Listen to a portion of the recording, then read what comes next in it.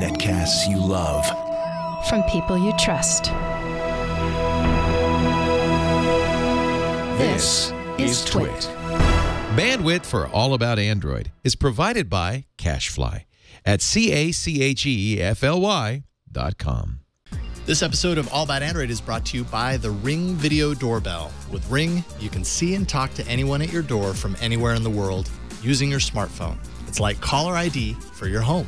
Right now, get free FedEx shipping when you go to ring.com/allaboutandroid. And by Lynda.com, the online learning platform with over 3,000 on-demand video courses to help you strengthen your business, technology, and creative skills. For a free 10-day trial, visit lynda.com/allaboutandroid. That's LYNDA.com/allaboutandroid. And by Blue Apron. Blue Apron will send you all the ingredients to cook fresh, delicious meals with simple step-by-step instructions right to your door. See what's on the menu this week and get your first 2 meals free by going to blueapron.com/twit. That's blueapron.com/twit.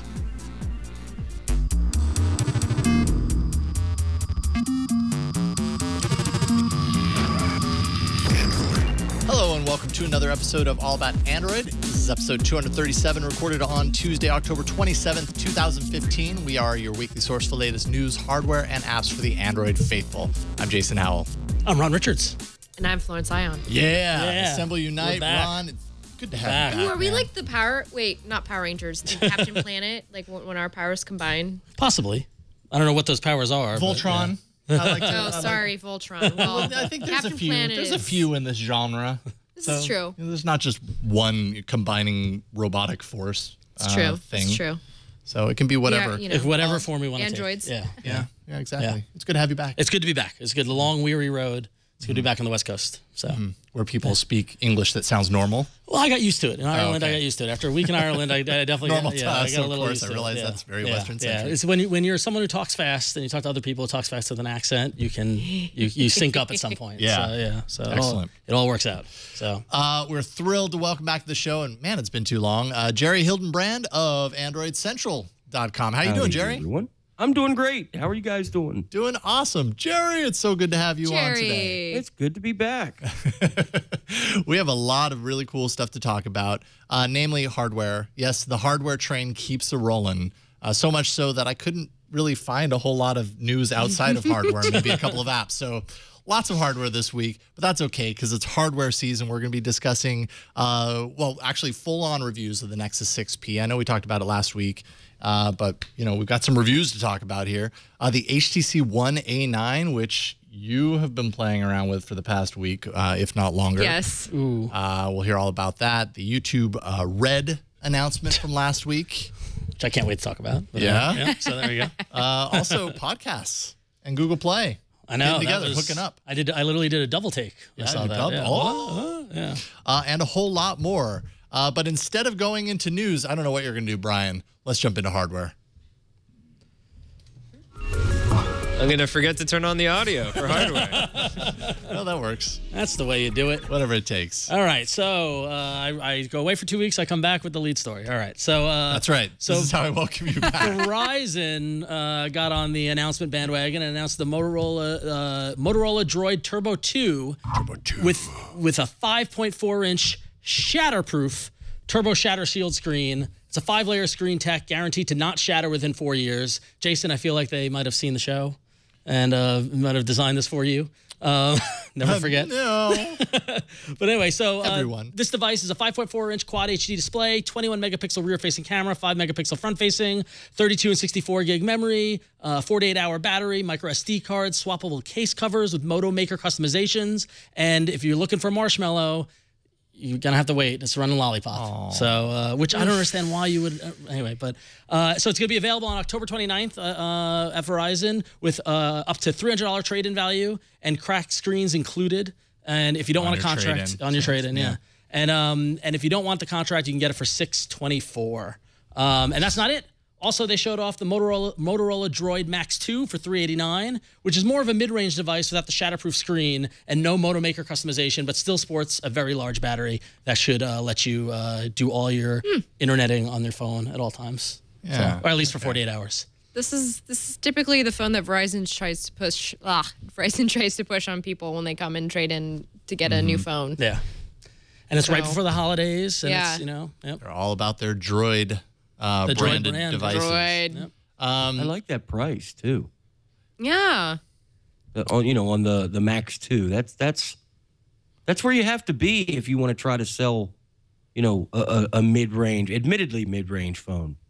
And Good some job there. And some companies are actually selling what would be perceived as more premium devices in that price range too. It's been a very interesting year to year and a half, couple of years of kind of price adjustments on these devices and trying to figure out what the new normal is.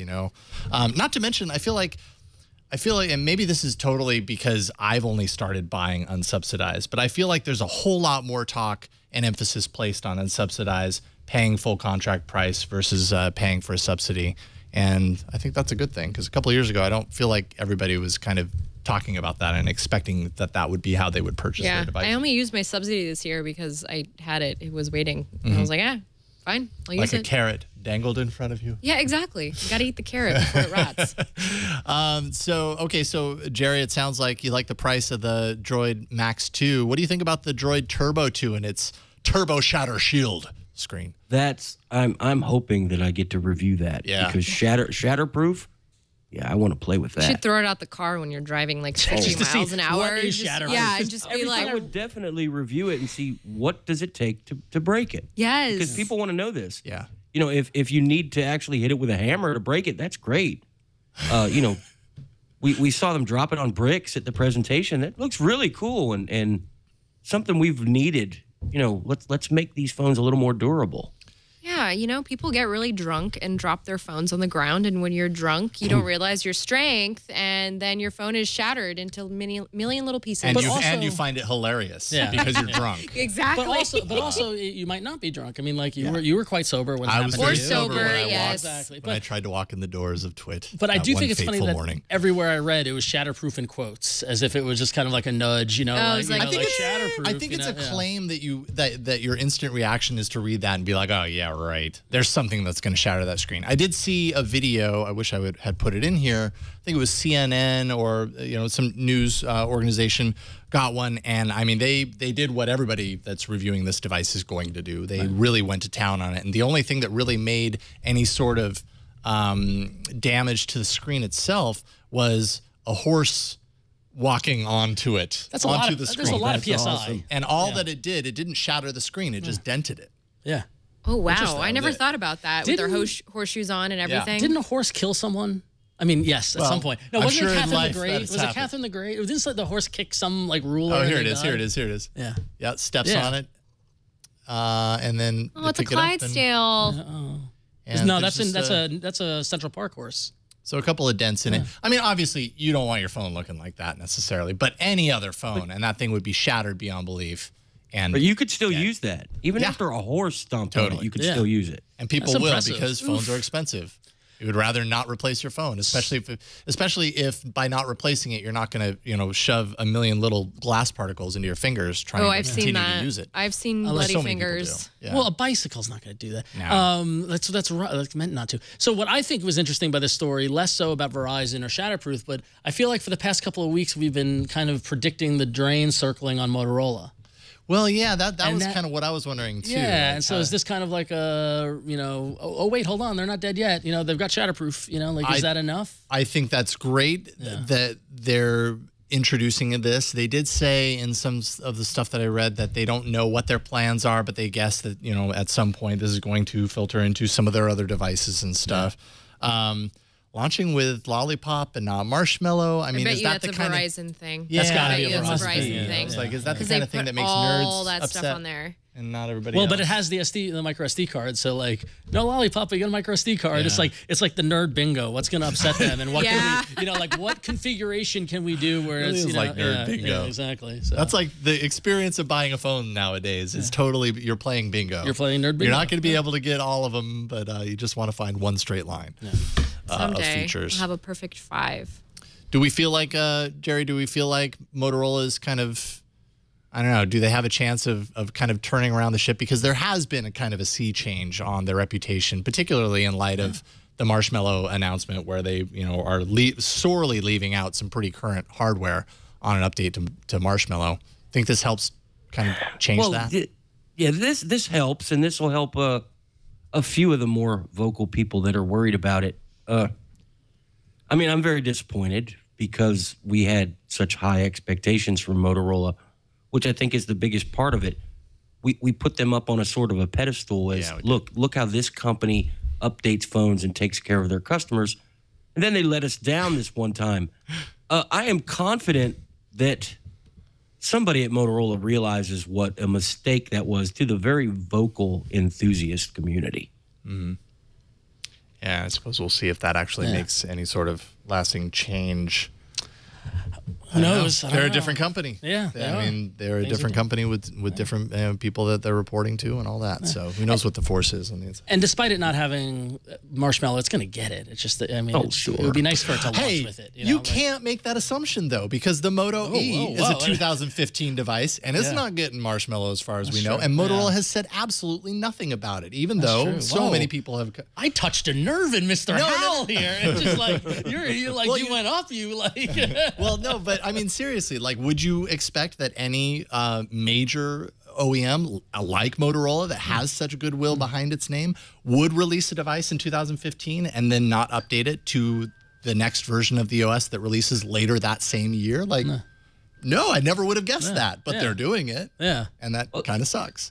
The spookiest thing is because of all the extra value-added software that are going to be on these droids, it's a whole lot easier to have upgraded the Moto E than it will be to upgrade either of these. So that just makes me feel a little weird inside. Yeah. I think that it'll happen, but it may take longer than anybody is happy about. Yeah. I'm not really quite sure what's going on right now. I feel like maybe should we be suddenly... I evacuating? know. Is that the earthquake alarm? It's a very subtle alarm. We were talking about our earthquake readiness plan while you were gone. Oh, every time you say Motorola or ring a bell, and that's what happens. Yeah. The alarm goes off. By the way, it's like Scientology. It's like Scientology where they have their little like squirrels who go around like getting mad at people who are talking about them. Motorola has little people planted here that are like, what are they saying? Well, clearly, that's a sign we should move on. All right. Oh yeah. Obviously, that's what that was designed to do. Yes. I like the idea of having a gentle bell telling us when we've talked enough about a topic. That's a good idea. Oh, well, there you go. Okay, I'm not really quite sure. By the way, that's an iPhone, so we can throw all of our rage on. You could go Megan's there. iPhone. You could go there, but that wouldn't be be the better person. Instead, let's go with an let's go with something that looks lookalike. like an iPhone. The HTC One A9. Flo, you've spent some time with it. I spent a couple days with it. Yes, I did. I spent a couple days with the One A9, which the reviews have all gone live right when the show was starting. So you can now go online and check to see what everybody's saying about it. My review is up on greenbot.com, and I have given the One A9 a 3 out of 5 in Greenbot scoring.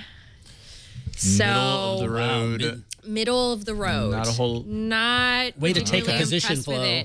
Way to. Couple of sort of quick notes, just from my review. Low light performance is not any better than the One M9. Unfortunately, it's just only slightly better. The manual camera controls seem like they're just there for vanity. The One A9, and this is really interesting. My editor helped me figure this out. It failed the manual camera compatibility test, which is an app that tests to see if the phone supports Lollipop's camera to API. So you can't use any other manual camera app if you want to, do some little tricks and things with it. So that's a total bummer. Sense UI is also a total nuisance now. Like I just have a really hard time. You can turn it on if you want. Well, I tried it. Let me password thing. Yeah, let me fingerprint it for you. Throw me your finger. Oops, I was doing VR earlier, so that showed up. Oh, you're on the VR bandwagon. You really are. I was. So this is Sense UI that we're looking at right now. Yeah, Sense UI. When hasn't been a nuisance? That's my question. That's what's always turned me off from HTC. It was okay in the older days, like before material design was a standard. Right. But this App Store to me is just very narrow. It's very crowded. Why are they forcing every icon to be a circle? The other thing I was going to add is the theming engine on this is not very good. Yeah. I know HTC's pushing this like personalization personalize your phone. You know, you can pick from a couple of different icons, but unfortunately you can't bring in any third-party icon packs, which is a total bummer. Also, this phone has ads. Which is like Amazon ads? Like Blink Feed has ads in them, which is just, oh, that's my app, which is just totally ridiculous. Go away, app. Everything is locked on the phone. I'm sorry. I'm making this It's okay. really It difficult knows for that I today's should segment. have it, apparently. And also the Snapdragon 617 that's in it, it's kind of a faker. Like, it does pretty okay in benchmarks, but there are phones that cost less than this phone that perform like 40% better. And also, even though battery life is really good, you're powering up like a 1080p screen. It's heavy. It's a smaller phone. It's a smaller processor, so you're not doing as much work with it. There's also, the UI is kind of sluggish. It's not what I would expect from, you know, a nice, well-rounded Android device. And just with all the press that's been surrounding this sort of like iPhone lookalike, you know, Similarities, it's hard to ignore. The good news is that the fingerprint scan works. The fingerprint scanner is fantastic. Keeping me out. It works. It works as a home button as well, but you can't like long press it to use Google Now on top, which is sort of a bummer. So it's, and the biggest bummer of all, I think, is that this phone is for $399 right now, but on November 7th, it's going up to $599. Wow. So the $399 was just a suggestion. See, and at a $399, promo. it kind of made a little more sense. $399, right? it was 'Cause, okay. You know, there are some things in there that target it more at the mid-range market than at the upper end. The design definitely edges out mid-range devices and makes it feel more like a premium device, but the internals don't necessarily match that. And $599 is just shy, I mean, of a premium You could buy price. a Moto X Pure Edition that you can customize yourself. You could buy a Nexus 5X with Nexus protection. You could buy a Nexus 6P, or hell, you could just buy yourself an iPhone. I mean, if that's what you really want. Like, nobody who wants an iPhone is going to buy an HTC. Like, that's just not, it's not happening. So I'm just very disappointed with the overall I like the feel experience. of the device. I like It's the a very device nice feel, from a but design perspective, is it kind of like how it feels in my $499 worth? hand. No, I wouldn't pay $49 or $499 for that. Yeah. Jerry, are you impressed by the One A9? Have you had a chance to play around with it? What do you think? Yeah, I got to play with it last week a little bit. Hyperlapse that's built in was really fun, and that's about where I'll stop. yeah. Where you'll stop because if you can't say anything nice, don't say anything at all? Right, or? right. It's, okay. There's nothing wrong with it. It's just definitely not worth the price tag they've put on it, and that makes me sad. So the price is $499, not $399. Okay, so it's $100 more. Sorry, if I said $200 more, then I was wrong.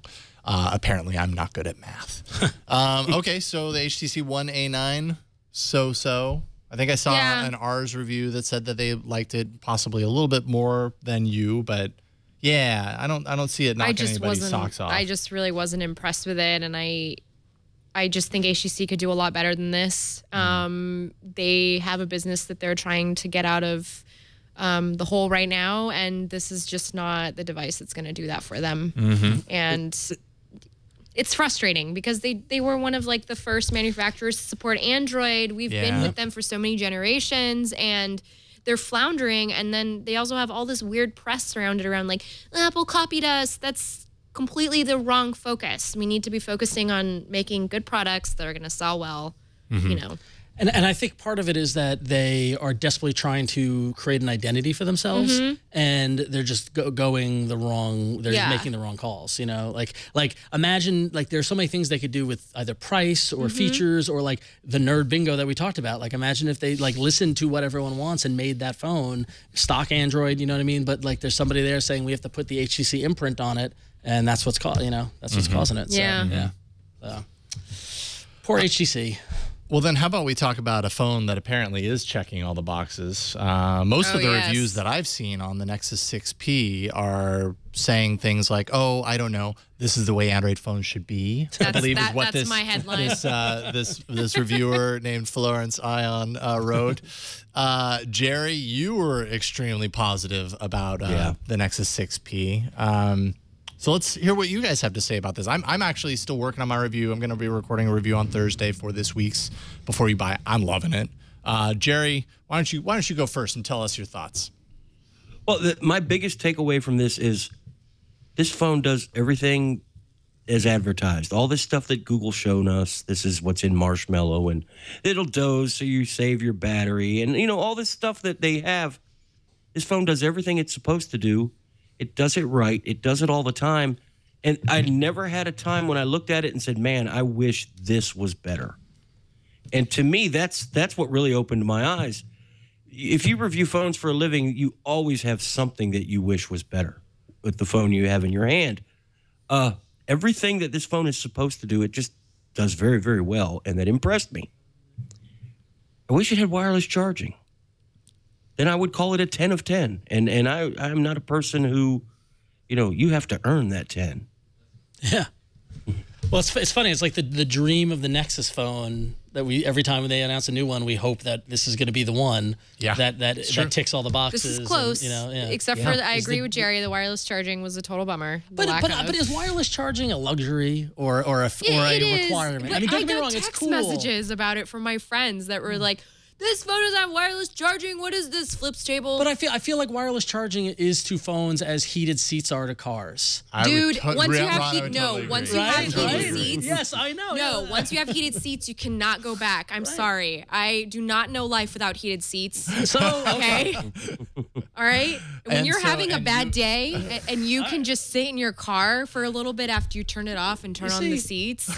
It's like wireless charging. Maybe a year ago I would be bantering back, but I'm just going to let that sit. I'm just going to let it. I think Flo I rest my case. All right. So Flo, would you say that before the Nexus 6P, you've gotten accustomed to having wireless charging on your day-to-day device, and now not having it, it's like really you know bad. what? Google, credit where it's due. Now I don't need it because you put doze on this little thing. Yeah. At the end I saw of the your day, tweet about Doze. I saw that, and I was, 70% as I'm leaving the office after 9 hours in the office, and I'm going home and listening to Spotify. I'm streaming because I had a new playlist I didn't download yet, and I get home and I still have like 66% battery life left. Yeah. And that never happened with the GS6 Edge. The GS6 Edge, I would have to get to work immediately, pop it on the wireless charging pad to give it some juice. It's like your life revolves around having to plug it in order to keep it alive. Exactly. I've had great battery performance on this. This is the replacement unit. Of course, I had one before this, and it was really wonky, and there was something obviously wrong because my experience with this one has been completely different. But, I mean, I pick up my phone off the charger somewhere around 6:30 in the morning, and I put it on there at around 11:30 midnight, and I have not done that a single time in the past, 5 days with this device and had my battery be any less than like 30%. Right. So that tells me spot on. Like they did what I want, which is I want to be able to make it through an entire day and still have, a third of the battery left for the in commute case home in case I decide to party all night, which never happens anymore. But still, if I wanted to, my phone would live. That's a good. I went out. Yeah. I bought a bunch of cables because I'm sitting here worried. What am I going to do? It only comes with 2 cables, and I'm going to need to charge it here, there, and everywhere. Yeah. So I bought all these cables, and I don't need them. Yeah, that's a good point. Well, that's funny because I literally had a meeting earlier today with somebody who had a brand new Nexus 6P, and he's had it for day one. And he's like, the only thing that worries me is that USB-C connector. I only got 1 cable. And I was like, well, it's supposed to, I did buy an extra one just to have a little extra around the house. We bought, we haven't received them yet, but car chargers with those cables. They're kind of pricey because they're still kind of a niche. Yeah. They're like $10 a piece. Don't get the monster cable ones. Don't get the gold tip. Never get the gold tip ones. But even the mono price ones are about like $9, $10. So I'm curious. I'll tell you, I'm very curious. Well, okay, so. All right, so this brings us to kind of you, Ron. You're at this crossroads. You're trying to figure out. I saw Android Central had a review also by Russell Hawley of the 5X, and it was not positive in a lot of ways. It was kind of like, don't bother, just go for the 6P. Definitely felt like fan service, so I can understand why he came with that perspective. Yeah. Well, because, and mind you, the 5X is following in some pretty intense footsteps. The 5 is, by all accounts, one of the best Nexus, if not the best Nexus devices. So following it up is next to impossible. Although I'm ready to throw mine out the window. It's like the impossible sequel, you know? I'm ready to throw mine out the window. The 5? Yeah, the Nexus 5. Okay, it finally hit that point. Well, it's funny because after we had Tim Schofield on, we were talking about the 16 gig versus 32 gig phones. I have a 16 gig Nexus 5, and I've never run into space problems. And in the last month, I was like getting that message on Google Photos going, can we delete 700 meg of these photos to free up room? Like, why do you need to free up room? And I look, and I was like I had like half a gig free, and it was all apps. I was like, when did that happen? Like, so I had to go through and uninstall a bunch of apps, and so had to free up space from there. But then on top of that, ever since Marshmallow, for some reason, and I don't know if it's my router or if it's the phone or if it's Marshmallow, but it won't connect to my Wi-Fi in my house anymore. Like, it's always obtaining IP address. And admittedly, I have an old Linksys router that might be at the end of its life, but who knows? It's been sluggish, and it's been so like it's almost I don't know if because mentally I'm prepared for a new phone. If now I'm noticing all the things that I just lived with, but I do feel as if we're reaching the end of the. It's like the end of a relationship. Yeah, a little bit. Yeah, you realize it's just time to move on. Your phone is looking elsewhere. But everybody is. I don't want to go over there. But everybody's asking what my new phone is going to be, and I said how I'm kind of on the fence, and I don't really know. And the next bit you guys had the guy from Nextbit in, and I was very jealous. But that's not for a while. I know, but it's cool, and I like the Nexus 5X. I like the 6P. I don't know, but we have a bunch of money. Just buy a bunch of phones. Yeah, you sleep on a bed of money, don't you? Yeah. Jeez, I wish. But anyway, we did get an email. We're not getting an answer to this question, by the way. No, we're not. I really thought we were going to be okay, so 6P then, right? Okay, before you move on, answer me this question. Riddle me this. The 6P you were thinking was going to be too big. Yes. Do you still feel that way? Yes, I am still anti the large well, then that answers that. Although I'm wondering if I'm starting to be Archie Bunker and I need to get with the times, and if anyone gets that reference. But I get it. All right, good. There you go. The millennial got it. But yeah, no, I'm wondering if I just need to accept the fact that phones are larger and I'll deal with it. But I like my 5. I like this form factor. Yeah. You could always buy a 5-inch One A9. Yeah, I could. But they might be cheaper. That is a possibility. So, Mark in Sacramento really wants me to make a decision, so much so that he wrote in and he said, on the episode following the new Nexus device lineup, I remember Ron saying he wasn't sure which version he wanted to get and wanted to wait for reviews before deciding, which I think is a fair and balanced opinion, right? Absolutely. Like, wait for the reviews, see what people like Jerry and Flo and other folks who I trust, see what they think. But Mark says, something I forgot about was the fantastic return policy on the Google Store that solves Ron's dilemma. The policy states, quote, if you aren't happy with something you bought, you can return an item within 15 calendar days after the day you received it. We'll send a full refund minus your original shipping and handling charges to your original payment method within 14 business days after Google receives the device. Wow. That said, there is no reason not to test drive one of the two phones. Yeah, Ron. If you don't like it after 2 weeks, return it and try the other. Problem solved. As far as I'm aware, I don't think any carrier or manufacturer gives customers such a liberal, no-hassle return policy when it comes to new phones. Just something I thought the fans of the show should know about. Now Ron has 0 excuses to not pull the trigger on one of the new Nexus phones. Thanks, and I'm waiting for my 6P to test drive. It's like, yeah, that's perfect. It's like buying a designer dress and returning it after you wear it to the party. Here's the flaw in Mark's problem. Oh. Here's the flaw. One, There's a flaw. that requires you to lay out the cash to buy it, and not that I don't have it, but it's like that's a lot of. It's like I can't. Yeah. And 2. That also requires you to be on top of things and pack that phone back up and ship it back with the clock is ticking. And sure. And that's why they invented Google Calendar. True, good point. But things get busy. It's hard to get to the post office. You know what I mean? Like those generous return policies, they put those in place preying on people like me who don't have time to go return it. Do you want me to help you? No, maybe I'll do the task rabbit or something. I can help you. Yeah, we'll figure it out. I don't know. Task rabbit. That's so San Francisco. You're gonna pay somebody. I don't know. These are all options. But anyway, so I'm considering it. I don't know. We'll see. I'm reading the reviews. I'm mulling. The holidays are coming. I'm slowing my roll. Okay. I'm not rushing into a decision. Every day moving forward, that Nexus 5 is gonna I know. Yeah. Anger you more and more with each day. Numerous times, you might just be better off just wiping it and starting from scratch. That's so much work. It is a lot of work. That's a whole Saturday afternoon. Yeah, that's a Saturday afternoon. It's not and that I've already especially done with that the twice shoddy this backup. year. I've already done that twice this year. This is my 3rd Nexus 5 this year. All right. I've already Really? Well, yeah, because I broke one, then I broke Right. another one, and then jeez. I had a bad run. So, yeah, sometimes the phone falls. Maybe we can find you a review unit. That would I would be okay with that. All right. Yeah. Let's see what we can do. And they can ask for something else for Christmas. Yeah, maybe. All right. So 6P, awesome. That's what we all seem to think. And, maybe we'll pull you into the 6P camp as well. Let's take a minute and thank our first sponsor of today's episode. That is the Ring Video Doorbell. Basically what this means is you can use your smartphone to monitor your front door. It's like caller ID for your home, essentially.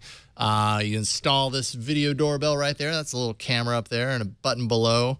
Buttons on doorbells are meant to be pressed. And once pressed, contact the people inside and let them know that you are out there. But the difference from a normal doorbell is that this actually then tells your smartphone that somebody's out there calling. And whether you're home or not, you can actually answer the call and talk to them through the Ring Video Doorbell. Which is great for receiving packages and awesome also for things being dropped off or talking to your children. Yes, sometimes they call me from time to time.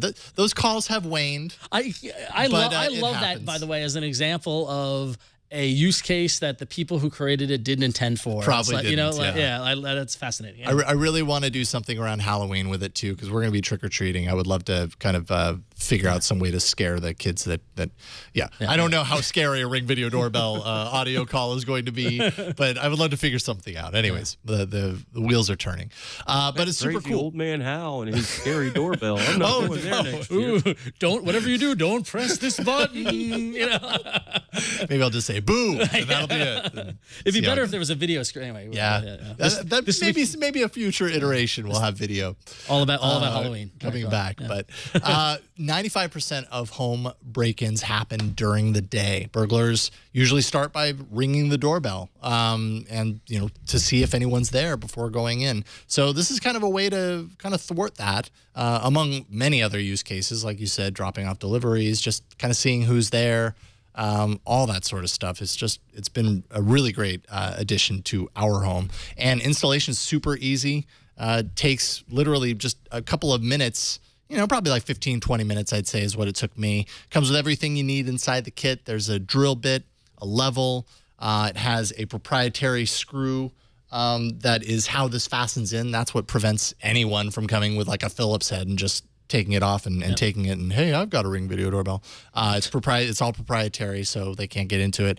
And it's Time Magazine actually named it one of the top 10 gadgets of 2014. So very cool stuff.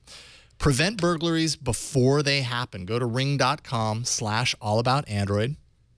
And doing that, you're going to get free FedEx shipping on your order. That's ring.com/allaboutandroid.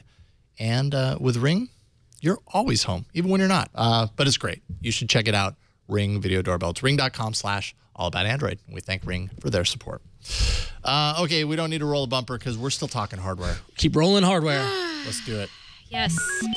Okay, or we can do it. Yeah, that's fine. All right, I'll just cut it short. All right. All right. Cool. Yeah. It is kind of a shorter second half, so. Yeah, we're going to make this short because I don't want to talk that long about the Blackberry Priv. Why not? It sounds dirty. I'm sorry. It sounds dirty. I'm sorry that I am Not the so Blackberry negative Priv. about this. No, the Priv. It sounds because it's like, isn't like the Privy? Isn't that like a bathroom synonym, like the Priv, like I the don't British know. Privy? Like, isn't that? I don't know. I might be wrong. I'm gonna look that Well, up. regardless. I'm not privy to that information, Ron. Yeah. If you want a BlackBerry Android phone, you can pre-order one now for $699, which Yes. is kind of cool. A privy, Although- a privy is a toilet located in a small shed outside of a house or another building, This also is known as an information outhouse. I did not know. The BlackBerry. Wow. I'm not going to make that joke. No, seriously, that paints this in a different Right? light. It does. I did not know Yeah. this piece of information. Yeah. I knew. I'm not crazy. No, there's a method to your madness. Yeah. Okay, BlackBerry will let you have this with your BlackBerry Priv. We'll let you have this and see what happens. Pre-orders have started. I don't know what you're pre-ordering at because nobody has seen this phone or touched it or felt it or used it or anything like that. It does have a 5.4-inch dual curved screen.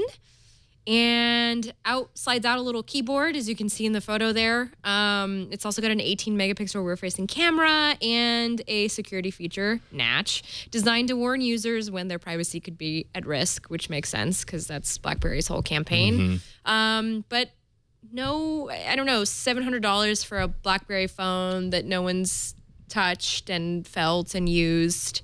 I mean, we were just talking about pricing points earlier in the show, and it just feels like this is not, for a company that's trying to sort of like come back into the industry, it doesn't seem like it's a very good price point, like to try and sell a premium phone without having, I mean, they lost some of their legacy the last couple of years. They have. It's not, you know. They need to get their groove back. Yeah, like Stella. Like Stella, exactly like Stella. Oh my God, I'm so glad we. They should have called it the BlackBerry Stella. That would have done much better. The BlackBerry but Stella. Then people would have been like, but then people would have been like, no, people would have been like Stella, like anytime they got like annoyed with it, and that's which I think is fine. Which is not. I think that's okay too. Jerry, what do you think? Is this BlackBerry getting its groove back? I have been waiting for this form factor. Yeah, me too. Keyboard. My biggest concern is, I was a BlackBerry user up until the G1 came out. Bless you. That's what I used. I was a BlackBerry user. They are just not good at keeping things up to date in a timely fashion at all. They never have been. That hasn't changed. I'm more worried about, what about the next big security scare when it comes along? We see all these manufacturers, well, we're going to get a fix out in a month. That's great and fine. I don't have confidence that BlackBerry is going to be able to do that with a new operating system. And, you know, security is their thing. I don't know how they're going to handle that when the core of the OS has an exploit somebody discovered and it takes them too long to patch it. And maybe I'm just wrong. I mean, I want to give them a shot. BlackBerry has a spot in my heart for some crazy reason. And I really want this to be successful. And then I look at the price tag and I think it's just not going to be. Yeah. Yep. I mean, exactly. For reasons we were talking about, kind of the new normal of pricing and is $699 in line with, you know, phones of this type. But like you said, there are a lot of people that really want a hardware keyboard on their phone. Well, and BlackBerry is the OG smartphone when you think about it. Exactly. Like if you didn't have if you just had a regular phone, you had like a cool sidekick because you were like whatever, a cool millennial, or you had like a BlackBerry which had a keyboard on it and could do all these things that. That's an oxymoron, a cool millennial. Whatever. But I mean, but I think BlackBerry, not only with the keyboard and the form factor, and BlackBerry ushered in the era of it being okay to check your email on your phone, right? I mean, I was working in a corporate environment in 2003 when I got handed my BlackBerry, and it was like, oh, great. So I never get to relax. Awesome. Yeah, Thank exactly. You. And then number two was that, honestly, I don't think we would have Hangouts, iMessages, or whatever if it wasn't for BBM. Yeah. BBM was the first group messaging client that got traction. Yeah. So, I mean, BlackBerry, they have a good good base, history. good foundation. Yeah, but maybe they can position themselves as a more enterprise-focused Android device. I would rather go with a trusted brand like BlackBerry for a secure phone over, say, like BlackPhone, which hasn't had as much traction mainstream. Right. Yeah. Good point. Because I feel like BlackPhone is super, super niche specific. And like BlackBerry was a household name. I mean, I know people who in the mid 2000s referred to any cell phone as, let me see your BlackBerry, and it's like, well, no, it's not a Kleenex, you know, it's not a Xerox. It became ubiquitous. It became, so for a time. Yeah, we'll see. Yeah. We'll see. It's coming out soon, so we'll get to play with it and use it and see what it's like to Priv. To Priv. Take it to the privy. I can do that. Just kidding. Cool. I'm going too far with this joke. Were you gonna add something there, Jerry? I thought. No, I'm just. I hope I get to review this thing because I'm not spending $700 on it, and I really want to play with it. Yeah. BlackBerry doesn't get enough credit for, as we were, just mentioning that all these things we probably wouldn't have had if it wasn't for BlackBerry. We give Apple a lot of credit for the way smartphones are now, but BlackBerry was there first, throwing stuff out. Yeah, very true. Yep. Very true. It's just the move from hardware to touchscreen didn't go so hot for BlackBerry, and that is like the current paradigm. Yeah. I think I still have guitar picks behind the screen on my Storm. Nice. Do what you got to do. Hopefully you don't have to do that with the Priv.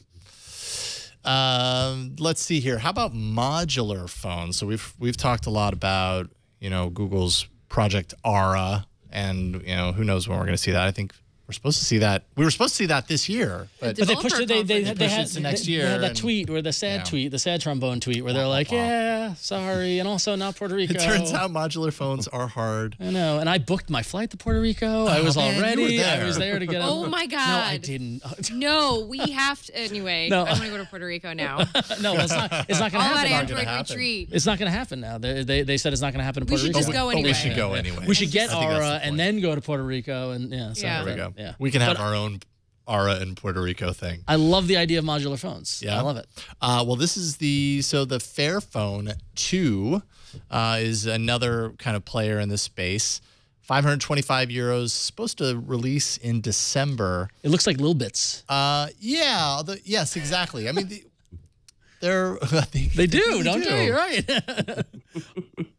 That's pretty cool. Little Bits. When you said little bits, my mind went to phone blocks, which is what Aura has basically become. Yeah. And yeah, I mean, they're all. See, I'm getting a doorbell ring right now. Oh Oh, my is gosh. it your children? It probably is. Oh, yeah, absolutely it is. I'm not going to answer it, though. I'm going to stay focused. They say this has a lifespan of 5 years, meaning that users will be able to swap out the components, as you should be able to do with a modular device, to fix any issues that might arise over the course of its lifespan. Launches with Android 5.1, Snapdragon 801 processor, 2 gigs of RAM, 32 gigs storage, 8 megapixel rear-facing camera. There's a 20 milliamp hour battery, and a 5-inch full HD LCD display. The blocks that can be interchanged, or interchangeable blocks, are the chassis, the back cover, the removable battery, the display, receiver, camera, and speaker. Now, in this case, like in Project Aura, everything snaps together with magnets. Here, the modules are actually secured with Phillips screws, all of the same size. So, I guess that makes it a little bit easier. And they look like some pins that go like. But that makes it. That's the picture right there that intrigues me. It has an expansion port. Is that what's being circled right there? Oh, yeah, you're right. You're right. Yeah, I'm just, my mind is all crazy with all these things I could invent to plug into it, and I hope somebody that can actually really invents things to plug in there. I Printer. think that right there is kind of the exciting aspect of modular phones. Not necessarily that everybody, and I guess it remains to be seen, because Google certainly appears to have high hopes for Aura and to be like, this is the every person phone, even though modular phone seems like such a niche category. But do they? I mean, But- is that? I don't get that sense of Aura at all. I get the sense that it's this exploratory, experimental thing. Yeah. But they're keeping it low cost because they want True. they Yeah. want a lot of people to play around with it and buy into it. I don't All know. right, that's fair. That was That's fair, even yeah. the sense that I got from it. Just the fact that, not necessarily that everybody's going to expect that all future phones are going to have a camera module that you can swap in and out, but the really cool, like you're saying, random things that somebody thinks up that suddenly your phone is capable of doing. Right now, we're so used to our phone being capable of being a camera or, being a GPS navigator or whatever. But what are those things that haven't made a whole lot of sense to build into a phone because not that many people would ever want to use their phone for that. But there's always that niche group of people that think, I really want my phone to do this. And now suddenly there's a marketplace where people can design and build hardware that enables that kind of random weird stuff. You mean Nerd Bingo? Yeah. I mean, it keeps going back to it, but it's like wireless charging isn't important to me. Micro SD card isn't important to me. A good camera is important to me. There are all these different variables, and that, looking at it, like we look at the phone and we're dependent on the manufacturers to create the phone we want, but this lets you make the phone you want. I think it's great. And it comes with a neat little case and everything. And it's a good name, the Fairphone. Maybe this will be my next phone. Yeah, maybe. Yeah, maybe. Maybe. December. Maybe. I'm gonna walk the walk. You can get it like a month or two before the next bit. Yeah. So I'm just saying. I like it. I'm cool. Yeah? Yeah. Where do you land on kind of the modular thing that's going on right now, or building rather, Jerry? As somebody who has actually worked in a factory that built electronic devices, modular phones scare me. Yeah. There's a lot of things that can go wrong and things that can get dropped and things that will no longer fit together. And any company that, Fairphone or Project Era, when you release this retail, you're going to need some great customer support. Yeah. And that's going to make all the difference to how well it's received. And this also opens the door to lots more mouth. Like if you don't, I mean, I've worked in computer hardware. Like the days of the beige case that you build by yourself are kind of gone. There's still some people who do it, but I can't the number of video cards I've blown out by by touching it against something, we're shorting something out. I mean, I think my father could probably give a litany of mistakes I made while trying to do it, and blowing out RAM chips and stuff like that. So is that gonna whenever you get on the pin level of electronics, there's it's static electricity, all these things that could go wrong. So Jerry, that's a great point about the customer service aspect. But that port on the back, maybe you could plug a laser into it. Pew, pew. Cool. That would be. I don't know. I'm really intrigued, and for somebody like me and a lot of people listening to the show, this is going to be really cool. Yeah. I think it's cool. Sign me up. I'm just going to collect phones now. That's what I'm going to do. I need to contact these people so I can I need to review it. No, anyway. Absolutely. But cool. Enough about phones. Let's get into some hardware.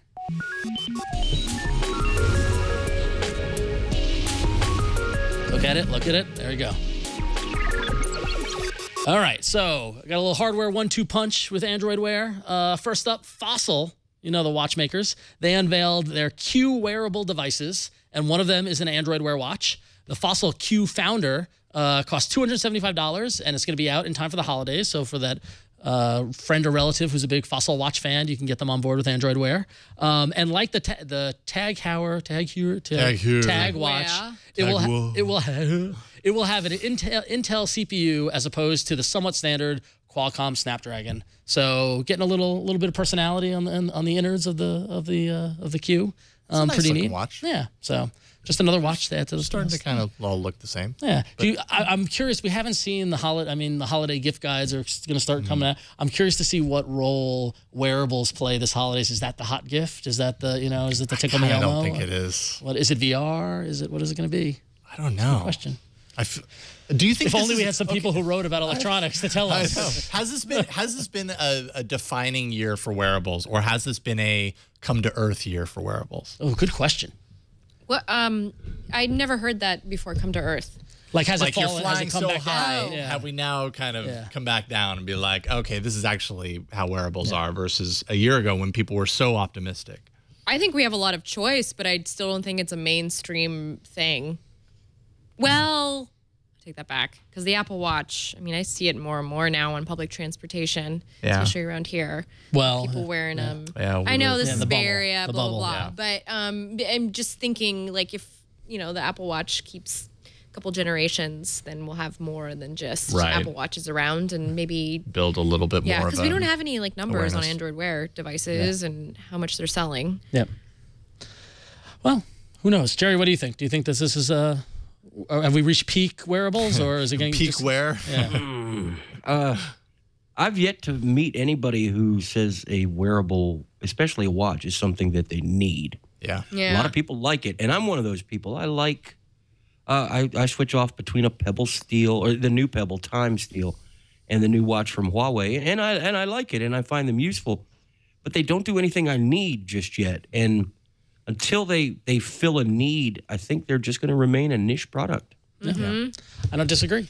Until there's that killer app. Yeah, killer app, right? Oh man, I don't know how we existed without this. Similar to email on our phone on a BlackBerry. Then it needs to define itself. It needs to be The problem is, I think it's being defined by the device it's being paired with, and because the technology isn't at the point where it can exist on its own. And I don't know if it's something like Wove, which we saw a couple of weeks ago, which is that the wearable screen, but even that's dependent on the device, or to have the electronics get to be so small that it can exist independently and do something on its own. You don't need a phone; you just have the watch. But there is is it the LG Watch Urbane LTE that has an LTE?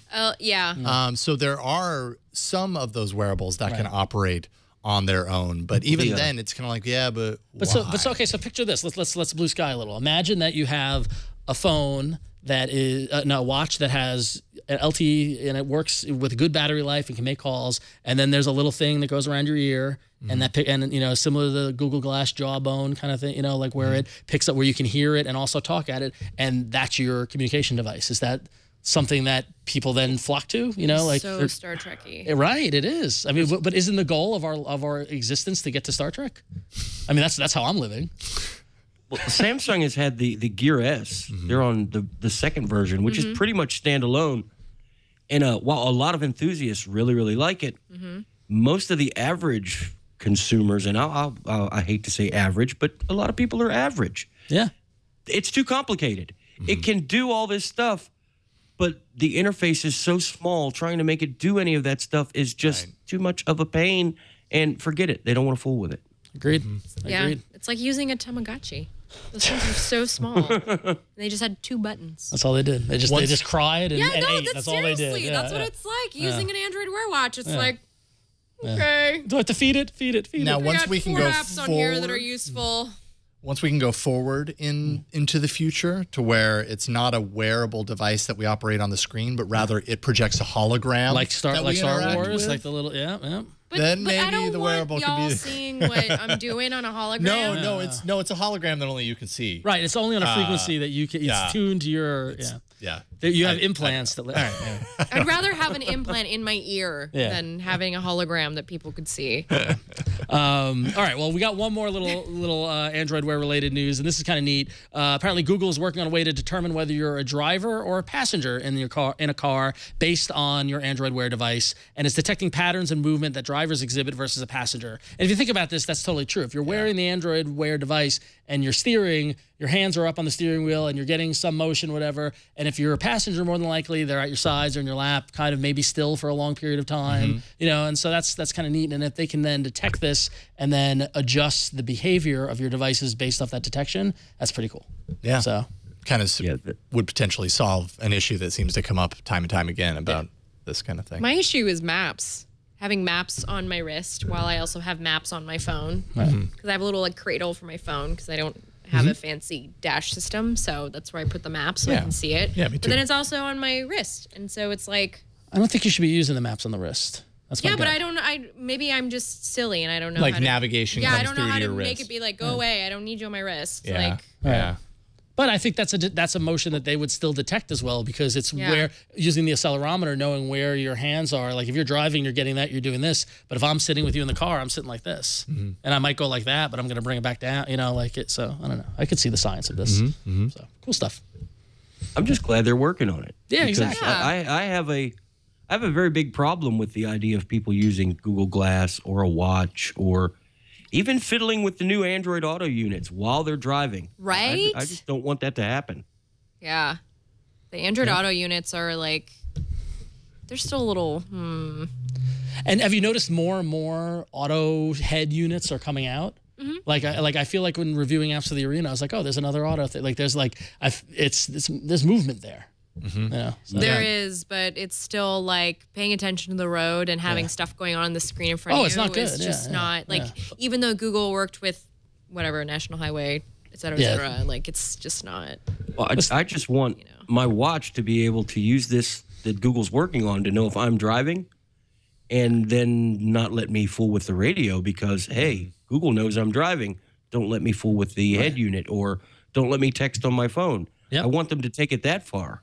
Yeah, or put in an auto response. You're driving, auto text saying, I'm driving, I can't get back to you, I'll get back to you right now, Or even, when you're listening to something and you're driving and you go to pause it on your watch because you know that the pause control is there instead of going to the phone, it's still actually pretty darn dangerous because you're actually taking your hand off in some cases and, it's just... That's where steering controls are really helpful. Yeah, protect me from me, Google. Or not let you open Netflix while you're driving. And, I mean, that is just, you would think they would have fixed that by now, but listen, the West Wing had to be watched. That's all I'm saying. It was a boring drive through I-5. It was all cows and flatland. I needed something in the background. So, anyway. Officer. All right. Hey, we got a voicemail. You got a voicemail. We do have a voicemail. Let's listen to the voicemail. Good. That works for me anyways. This is Hey Nick guys, from this Fresno. Is Nick from Fresno, a longtime listener.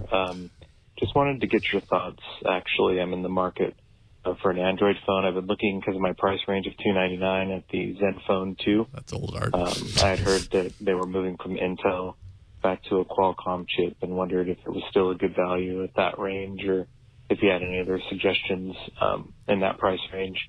Because NFC is still kind of important to me. I use that in my Moto X 2013. So thanks very much for the time, and keep up the good work. Bye. Yeah, $300, a low price. Hey, AAA crew, this is...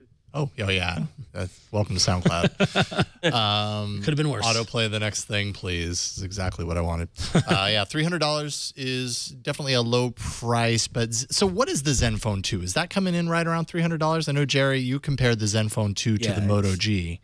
There's several different options, but the good option is I'm pretty sure, I think it's $289.99 for the one with the high-end CPU and the 4 gigabytes of RAM. Yes, 4 gigabytes of RAM in a phone. Wow. For $299. Yeah, no, $299 at Amazon. 4 gigs of RAM. Man, that's a really good price. For what it's worth, I loved this phone when I reviewed it. Yeah. The interface was kind of like annoying because it's a little bloaty, but their theming engine is really cool, and you can put in your own like third-party app icons that you want. Which for me, I just like that. I like the little customization part of it. It's a solid phone. When I first looked at it, it had some really weird software quirks, but to their credit, they have worked most of those out and. It's one of those products. Why is this only $299? That's the question I have after using it.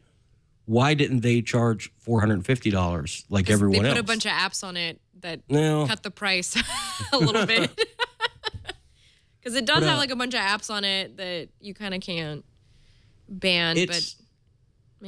It's just a really good phone at a really good price, and that's the best thing you can take away from it. And it comes in red, and it's beautiful. There you go.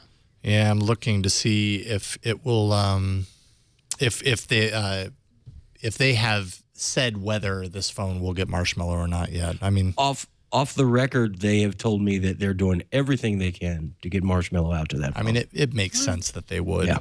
I have faith. I know you waver, but I have faith. I can't imagine anybody doesn't want it to be, like. Motorola has shaken my confidence. Yes, but Motorola went with Lenovo, and Lenovo does things very differently as a PC company than Asus. Yeah. Well, I mean, they have some similar practices, but I've seen Asus has thus far been a real, they've really been a supporter of the Android, trying to be a part of the Android community. Yeah, they're doing the security update thing as well, so. Yeah, they know that this is a realm they need to be in, that they can't just be doing. Well, like at the barbecue, Asus was there, and they reach out to people. Hey, what can we do? What can we do to make our stuff better? They do. Not a knock on Motorola necessarily, but they're not doing that. Right. Yeah, it's because Motorola has parents that won't let them out at night. And they're named Lenovo. Yeah, good way to put it. All right. But as far as Nick's question, real quick. Yeah. Nick, if you don't need a phone right away, I would wait and see what we see at CES. Oh, yeah. That's a good point. As the under $300 market this year was better than ever. ZTE, Alcatel One had some things. Yeah. That's right. And they usually do stuff around CES. Well, there's always the Idol 3. That's my second phone. That's a good phone. But and I agree with you, Jerry. I mean, it's all what's your patience threshold. But there's always something waiting. There's always CES, Mobile World Congress, Google I/O, holidays. Yeah, there's always something around the corner. So, the best time to buy a phone is when you are ready. So when are you buying your phone, Ron? Well, I'm not ready. Listen, Flo doesn't know, but back in the halcyon days of All About Android, we went through this with Jason for about. I was just going to say, it sounds so familiar, but it's not me this time. Was it 2 years? Was it a year and a half? It was a very long time. Yeah, it was a very long time. I kept putting it off and putting it off. I'm like, I'm just going to wait. Oh, this one's coming out. Okay, then I'm going to wait for that one. And he did every time. He did, who even knows? Was it from the Moto Droid to something else? It might have been. This is like old school. This is yeah. I think you ended up with an HTC, or what did you end up with? Nexus, I'm trying to remember. Was it the Thunderbolt? Somebody might know. But I ended up with the Thunderbolt. Yeah, I think it was the Thunderbolt. Yeah, I'm sorry. Yeah, there was a time when that was awesome. It was rough times. Yeah. But there was a time when that was a good one to switch to, and then you realized it actually wasn't. Yeah, just there was always something waiting. Something around the corner. That's true. So very true. All right, but around the corner now is thanking one of our sponsors, and we want to thank Lynda.com for sponsoring this episode of All About Android. I love Lynda.com because Lynda.com Lynda.com is for problem solvers, for the curious, for the people who want to make things happen. Maybe you want to learn how to develop an Android app, take better photos, master Photoshop, or sharpen your coding skills. Lynda.com has everything you need to feed your curious mind. If you're starting a new business or want to grow your existing one, Lynda.com's latest courses include creating a business plan, executive decision-making, sales management fundamentals, and avoiding burnout. I would take that course if I were you. There's also a weekly series called Monday Productivity Pointers, and each installment gives you a quick tip on a tool that will help you run your life and business more efficiently. And while we're talking about running your life more efficiently, I strongly recommend the Getting Things Done series by David Allen, which is also available on Lynda.com. David Allen is one of my personal gurus, and if you haven't read the book, I strongly recommend it. And then go to Lynda.com, and you can hear David Allen in video talking about getting things done. It doesn't get better than that. It will change your life, trust me. So with a Lynda.com membership, you can watch and learn from top experts who are passionate about teaching. You can stream thousands of video courses on demand and learn on your own schedule. You can learn at your own pace. The courses are structured so you can watch them from start to finish or consume them in bite-sized pieces. You can browse each course transcript to follow along or search for an answer and skip to that point. Take notes as you go and refer to them later. And you can download tutorials and watch them on the go, including access on your Android device. Create and save playlists of courses you want to watch to customize your learning path or share with friends, colleagues, and team members. So your Lynda.com membership gives you unlimited access to training on hundreds of topics, all for one flat rate. So whether you're looking to become an expert, you're passionate about a hobby, or you just want to learn something new, I want you to visit Lynda.com/allaboutandroid and sign up for a free 10-day trial. It's free, 10 days. It's 2 business weeks. That's Lynda.com, Lynda.com/allaboutandroid. And as always, we thank them for their support and for making us better people. So thank you, Lynda. I didn't know you had a guru. I like that. I do have a guru. I have several gurus. I like that you have a guru. Yeah, David Allen, read the book. I'm telling you, getting things done. So. Pointless in the chat room is saying, as someone who bought the Thunderbolt on release day, no, there was never any such time. Reagan, there was never any such time. I remember there being a time when I thought it was cool. Yeah. But, you know, I think I was just desperate to move on. Yeah, and 15 minutes later, your battery was dead. And yeah, no, it was pretty nuts. You know, part of the reason was the whole 4G. It was the first. That now. It was the first 4G Verizon 4G Android device. That's right. Yep. I told my friend to buy that phone. He was so mad at me because I had the Incredible, and then he switched to the Incredible 2. Yeah. Oh, I hated those names. I just hated those names. The Incredible was a great phone. No, it was a great phone. I just hated those names. They were just bad names. I don't know. Well, that's Verizon for you. Right, I know. Yeah. Almost got the You have service everywhere, but I have a friend who rocked one of those R2D2 droids for years. Really? Years. Yeah, like he might even still be using it. I don't know. Yeah, it's crazy. Yeah, that's a good one to hold on to. Yeah. All right, hey, let's check out some app news.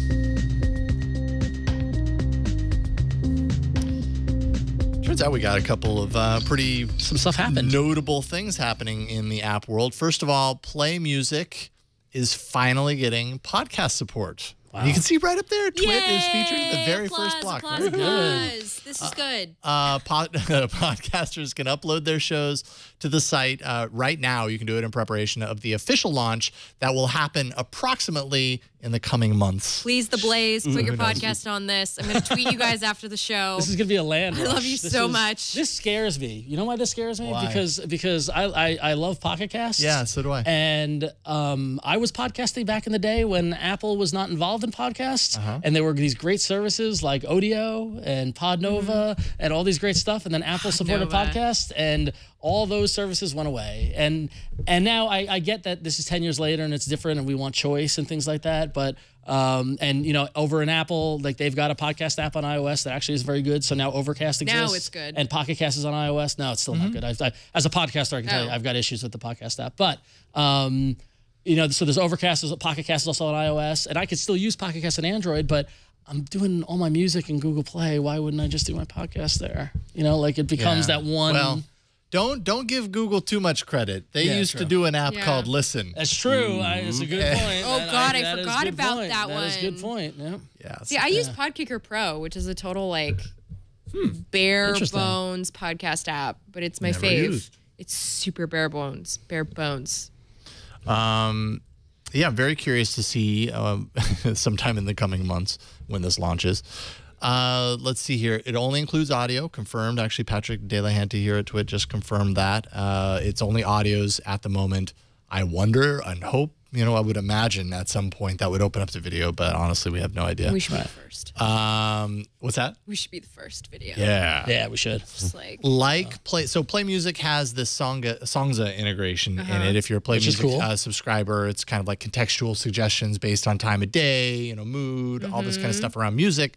They're bringing that over to podcasts as well. So there's going to be suggestions based on all of those things, which should be interesting. I just don't see that. I don't see that applied to podcasting as successful of a way. I'm not a podcast discoverer. I read the description I have my before I things that try I and. listen to. Yeah, I have my subscriptions, and I'm very selective at what I subscribe to. Exactly. And if I want something new, it's probably because NPR produces it, or you know, a friend of mine is doing something. I don't think this is going to be the same as 2006 when Apple got into the podcasting game. I don't think the same thing will happen. No, but I it'll think be this is interesting. just because we need to have some native podcasting app on Android. It's ridiculous. Come on. Yeah. Because nobody knows One where of the those code to open listen gaps. is. They just lost the source code to listen. They're just like, You can still get Listen. oh if you man, ever I never installed it used before. Listen. I never used Okay, it. everybody go home and install Listen after this. Well, And if next you've week installed we'll talk it, I don't about know if it's still in the Play Store, Well, I'm sure like you could front find, like, an forward APK facing. But yeah, somewhere. Sure, yeah. just be careful if you're finding an APK somewhere. Yeah.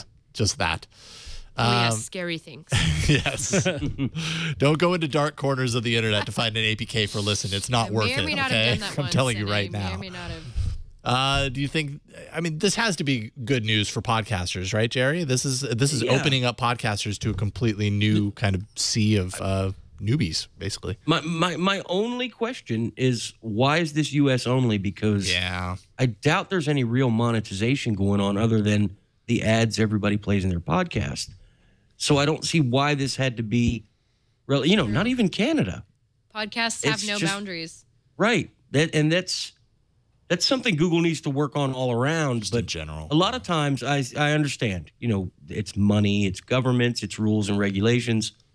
This seemed like a no-brainer to be worldwide, but it's not. It is the government. How dare the government? Yeah, government. Right, Jerry. Let's go. It is kind of a bummer, though. Yeah. It's a bummer that yet again some new cool thing is coming to the U.S. only, and everybody else is excluded from it. But I have a friend in Canada who runs a podcast. Well, he And I has like good health care, so you know what? There's got to be something. Yeah. And he's probably got heated seats, too. Yeah, he does. And moose. And wireless charging. His life sounds What great. about app prices, Jason? What about app prices? Oh, hey, Do we there care you about go. that or no? Yeah. Did I put that in there? Yeah, it's there. Oh. We can move on. U.S. apps can now cost as much as $400. A new, That's I did put that in insane. there, A but new I forgot to ceiling. read it. a new ceiling on how much apps can cost in the Google Play Store. They can now cost as much as $400. There's your story. I'm assuming the Up from $400 $200. is Yeah. like for a textbook kind of app or something. That, Or a really nice shiny jewel that does nothing. Remember that app? Yeah, I've got damn. Yeah. I've got more money than God, and as proof, I bought this $400 Yeah. Really? app Not for give no it to better like a reason than to homeless show shelter or like buy some toys for some kids. Hey, people do stupid things with their money. Yeah. I know. I do stupid things with my money. All right, well, moving on. YouTube had a big announcement, and when I saw the headline, I did a double take because I thought it was something else. But YouTube Red was announced, and for those who don't know what YouTube Red is, it is a $9.99 monthly membership ad-free YouTube experience that allows offline viewing and listening and includes a subscription to play music. And next year, they're going to be rolling out access to member-only exclusive content from big-name YouTube stars. And once again, it's going to be U.S. only for now.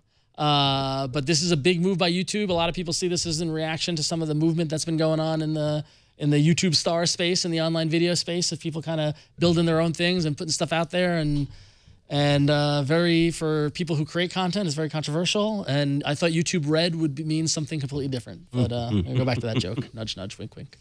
Because it sounds like RedTube, Yes. which has pornographic images. For a moment, I was like, no, they didn't. I thought, Yeah, it was kind of. I There was mean, that yeah, moment, red like right? district, like We're red. alphabet now. If you think red, why do you think, Why would you leave that money on the table, right? And Google's pretty liberal. Like, I imagine they have like a building where everyone is free to be naked. Suddenly we understand why they moved to Alphabet. Yeah. They freed themselves to do other things. Which is fine. It's very California. More power to you. But that's not all they announced. They also announced that, remember the old YouTube Music Key, which I don't know if that ever took off. It's now simply YouTube Music. And they've got a new app for Android coming soon, and it allows for background audio playback, toggling video playback to only play audio, and liking a video saves it for offline viewing. There's a way to get to Music Key in the app, isn't there? I thought it was only accessible through Google Play. Like, I would look up Google Play and Google Play Music, and I'd see artists and I'd see little YouTube links, but I never did it because there was a way to get to it through here. But I guess I'm wrong because, I mean, I'm a Play Music subscriber. I know that I get the Music Key features like playing in the background and stuff like that. Yeah, it's. I mean, this is essentially a rebranded Music Key, but taking it, a few steps further. They're just kind of getting their house in order. One important thing, though, if you currently subscribe to the discounted Google Play Music plan at $7.99, you get to keep that rate when YouTube Red launches. So that's important. So cool. Except I also might want to do the family plan, and I don't know how that's going to affect things. There's lots of variables there. It's a couple of dollars a month, whatever. Well, there's other exciting Play news too. Yeah. Now you know exactly what app is for your Android Wear Watch, because there will be a little watch symbol. A little watch having a hard time talking today. There will be a little watch symbol. Oh my goodness, I'm losing my tongue here. It's okay. There it is. Anyway, there's a little watch symbol, so now you know what the heck works on your watch. Oh, that's helpful. That's handy. So that's good. That's good. Yep. Finally, still kind of hard to find stuff in the store, regardless. Yeah. Google can make that a little easier, but I mean, any of those if cues. only they had, knew how to program a search engine. If only. Right? It's true. If they had any sort of experience working with search, then I know. we wouldn't even be talking about this. Maybe they could go to Yahoo for that.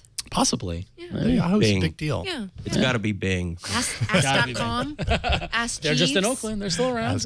Is Ask Jeeves still? Yes. Ask.com. Yeah, the big old right building next in to the Oakland. Art.com building. Yeah. Oh, I don't know about right next to it. They're on the other side of the bay. Art.com's closer to Berkeley. How many Ravens? Wow, it still exists. How many Ravens protected there of London?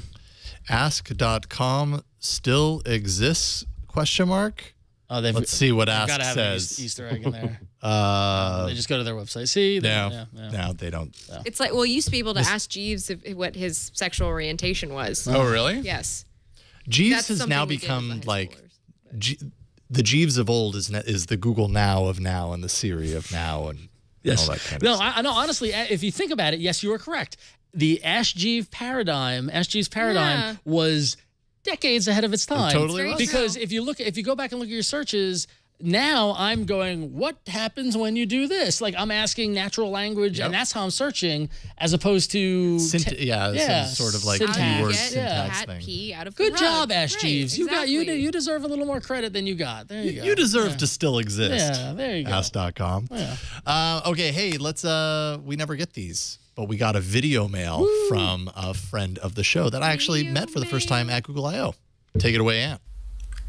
Hey, what's going on all about Android? Hope y'all are doing well. I'm Ant Pruitt.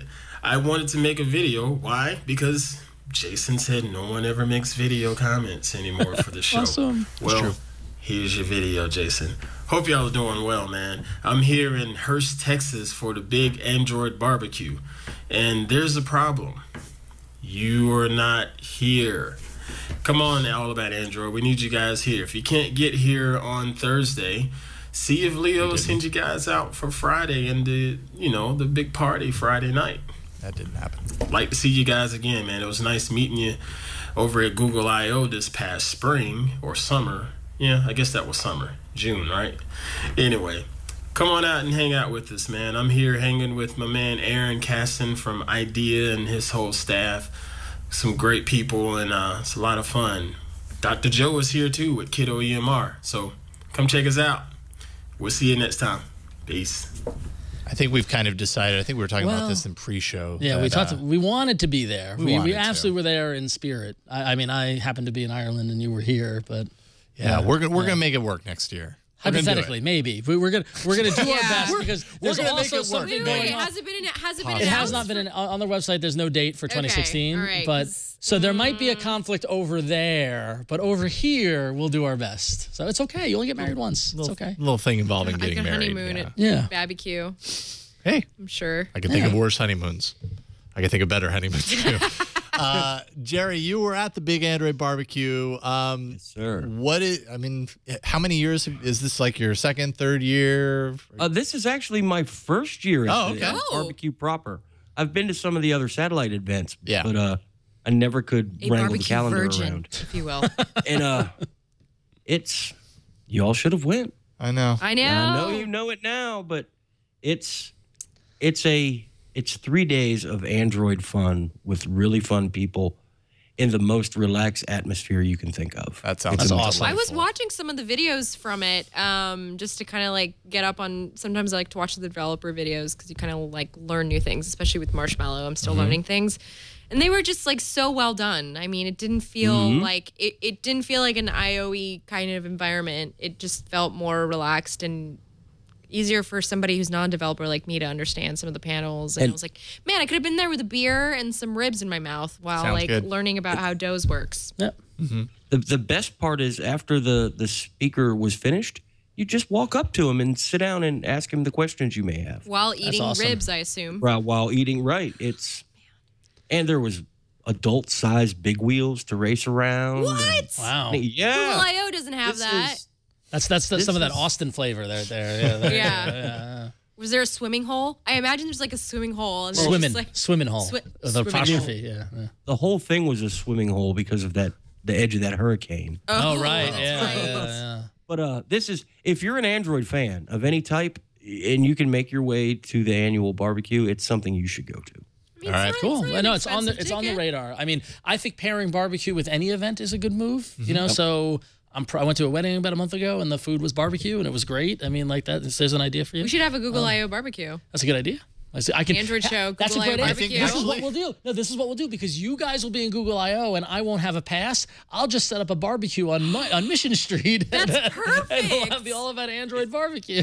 Will it be okay if I don't attend and just sit outside with you? Jerry, come on, man. We'll hang. It's gonna be awesome. Let's do You it. can have your own I/O. Let's do it. We're gonna have our own outdoor I/O. Yep, and we're gonna barbecue. No, these ribs are only for people with outpasses, and it's gonna be me and Jerry and, and the people of Mission Street. I was going to say, you're going to get a lot of very colorful characters. I can find an adult-sized big wheel. This is San Francisco. I'm pretty sure that'll do well on you Mission just and go to a 4th. startup. Mission and 5th. I know you can find adult big wheels. They do every Easter. They do the big wheel. I know. I've done it. Yeah, That's true. Cool. Well, we want to go. We definitely want to go. Yeah, we'll make it happen. Aaron Kasten, I know last year we had you on All About Android, and you said you should really come out, and we probably said, all right, we'll try next year. And then this year we had you on, and you said you really should come out. We said, okay, we'll try next year. Next year, I we're think they really gonna want try. us to come. Here's the thing. All Dr. Joe and Jerry, all you people who are pro, you need to tell us in like June or July. Like, it can't be the last week of September where it's like, I got a thing. Can you do the hard work of remembering things for us, please? Basically, that's all we need. As soon as Aaron tells me, I will yell it from the rooftop. Yay. Yes, that I can do. Yes. And I will cancel my wedding. You know those? Remember those old websites that let you send an email in the future to yourself? Uh-huh. We should gosh, dig that up and like send an email to myself on July 1st that says find out when the Android barbecue is. So, Let's do it. Let's make it happen. all right. All right. Speaking of barbecue, let's thank our last sponsor of today's episode, Blue Apron. Blue Apron is awesome. Whether you know how to cook, whether you don't know how to cook, you just know that you want to cook more meals and you don't like going to the grocery store and picking out all of your ingredients or thumbing through a huge recipe book to find out what you're going to eat throughout the coming week. Blue Apron takes care of all that. It's basically it's kind of like you're learning how to cook just by receiving this box that you see I'm unpacking here. You'll get delivered to your house, just a gigantic box with a bunch of meals inside, basically all the ingredients to cook the meals. You get a couple of recipe cards, and it has all the ingredients that are tied to that specific recipe. So you know, kind of what to pull out of the refrigerator and start cooking. And none of the recipes really take any longer than 30 to 40 minutes to cook up. And they're always changing, always different. fresh ingredients sent right to you, just the right amount so that you can satisfy the recipe, so you aren't measuring things out. It's literally like, okay, now put the butter in, you know, and the butter is kind of off on its own. It's very easily done, and it's just a really cool experience. And you learn more about cooking in the process. Less than $10 per meal. All these fresh ingredients are just delivered to you with those instructions that we just showed off there. And yeah, it's not overwhelming. It's actually super easy to put together, and the food is delicious. Some of the things that you can find on Blue Apron, for example, baked Sicilian-style rigatoni, kale and ricotta salata, Jamaican jerk chicken. This is where everybody gets hungry, by the way. Yes. Stewed Not helping. Yes, chicken and maduros with stewed collard greens and charred lime. All this stuff. Just bring it into your kitchen, cook with the ingredients that you've never used before. Things like watermelon radishes, farro, purple potatoes. I love purple potatoes, by the way. They've been on a fennel kick. Have you noticed that? Yeah. I've gotten a lot of recipes. Don't get me wrong, I love fennel. Yeah. Love fennel. Fennel's really good with salmon, actually. Yeah. Recipes are between 500 to 700 calories per portion, and it's just delicious, great food. And they have meal plans for 2 people, and then they also have family meal plans. And so they're very different. Every week you get different meals. They never duplicate them, so you're always guaranteed to get new recipes. And the stuff in the family plan is made for obviously a larger number of people. I think 4 people in the family plan, or you can kind of figure out the portions there.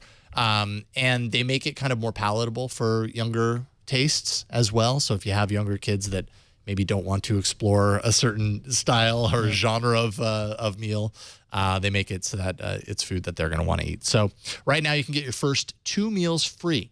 Just go to blueapron.com/twit. You can check out this week's menu and get your first 2 meals for free. Just go to blueapron.com/twit and check out what they have on store for you. And I think you're going to really enjoy it. It's delicious stuff, and I'm suddenly very, very hungry.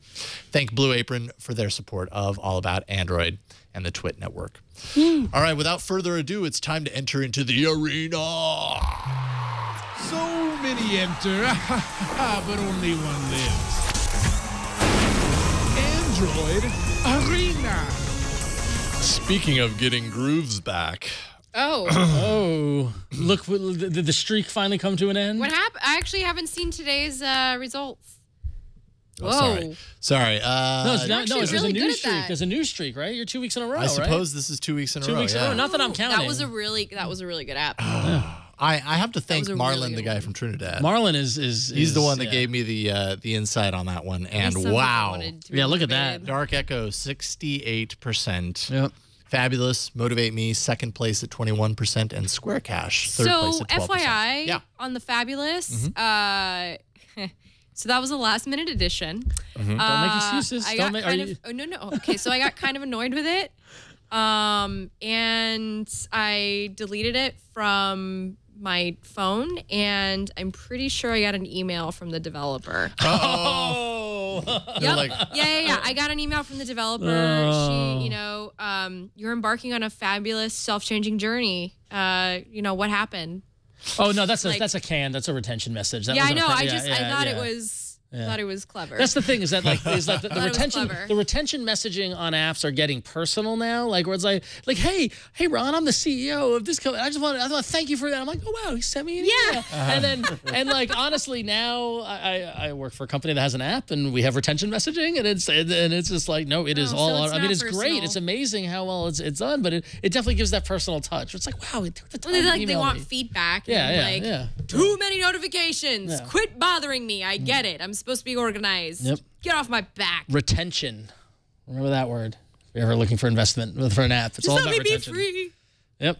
All right. Well, let's do it.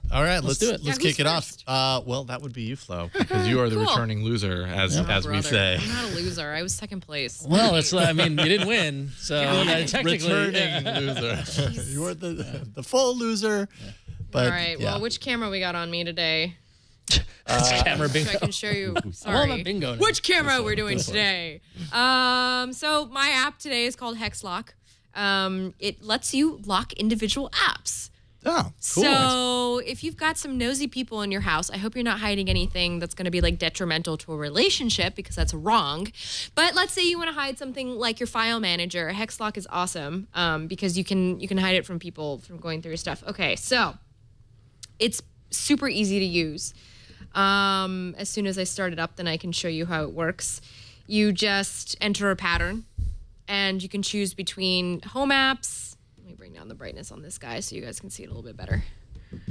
Home apps, enter a pattern for that, work apps, and then you can just turn it off completely if it's just kind of annoying you and you need stuff to be on. So those tie into your location? Is that what it is? For home and work? No, you can just set like different passwords or like change the profile. It's just, you know, if you need like home stuff, can have a different pattern. You know, so for work apps, I set up 2 this afternoon. The file manager here, turned it on. Pretty easy, super easy. Bang, bang. It's already locked up. I'm getting the hang of talking and demoing, by the way. It's not easy, believe me. This is super hard to do. Yeah. Takes time. Takes time. You're doing great. Yeah. So file manager, here we go.